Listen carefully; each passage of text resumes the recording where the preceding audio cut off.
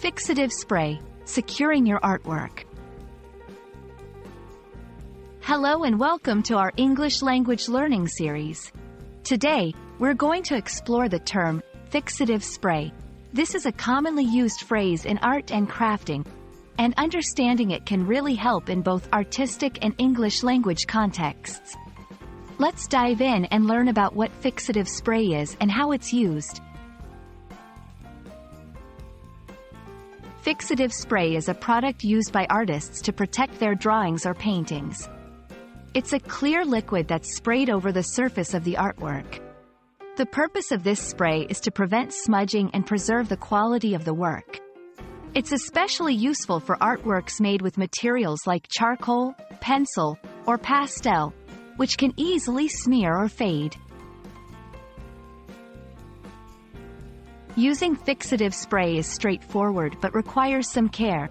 Here are the key steps. 1. Shake the can well before use. 2. Place your artwork on a flat surface in a well-ventilated area. 3. Hold the can about 6 to 8 inches away from the artwork. 4. Apply the spray in a light, even coat, moving back and forth across the surface. 5. Let it dry completely before touching the artwork. Remember, always use fixative spray in a well-ventilated area to avoid inhaling any fumes. There are two main types of fixative sprays. 1. Workable fixative.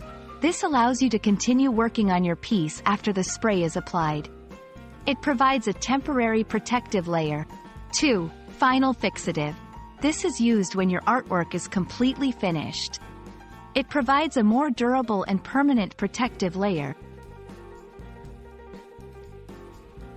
We hope this video has helped you understand what fixative spray is and how it's used in art. This term is not just useful for artists, but also for English learners looking to expand their vocabulary in creative fields. Thanks for watching, and we hope you'll join us again for more English language learning tips.